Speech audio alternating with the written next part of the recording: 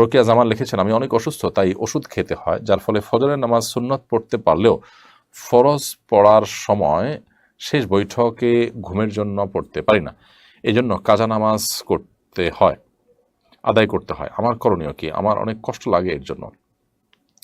বোন রোকেয়া জামান, আমরা আপনার জন্য দোয়া করি, আল্লাহ রাব্বুল আলামিন আপনাকে পরিপূর্ণ শেফায়ে কামলা যারা দান করেন, আপনি পরিপূর্ণ সুস্থতা যেন নসিব করেন, আমরা সেই দোয়া রব্বে কারীমের কাছে নিবেদন করছি। আর ফজর নামাজের সুন্নত আপনি পড়তে পারেন, ফরজের শেষ বৈঠকে ঘুম চলে আসে, এরকম যদি হয় তাহলে প্রয়োজনে আপনি ফরজের সুন্নত পড়ার পর একটু গ্যাপ দিয়ে তারপর ফরজ পড়বেন, সুন্নত পড়ার পর ফজর নামাজের, এরপরে ফরজটা পড়বেন একটু গ্যাপ দিয়ে, অর্থাৎ ঘুম এসে গেলে আবার অজু করে নিয়ে আপনি এরপরে ফজর নামাজ পড়বেন। শুধুমাত্র এইটুকু অজুহাতে আসলে কাজা করার সুযোগ নেই যে আপনি সুন্নত পড়ছেন, পড়ে ফজর আপনার শেষের দিকে আপনারা ঘুমিয়ে পড়েন, তাহলে একটু গ্যাপ দেন, একটু গ্যাপ দিলে তার মানে 2 রাকাত আপনি টানা পড়তে পারতেছেন, তাহলে 2 রাকাত করে আপনি একটু সময় নিয়ে তারপর আবার পড়েন নতুন করে এনার্জি নিয়ে।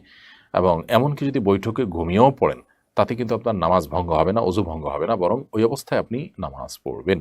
হ্যাঁ, এত বেশি ঘুমিয়ে যদি পড়েন যে আপনি ভেঙে পড়ে যান বৈঠক থেকে, তাহলে অজু ভঙ্গ হবে, তাহলে কিন্তু আপনার অজু ভঙ্গ হবে না। তাহলে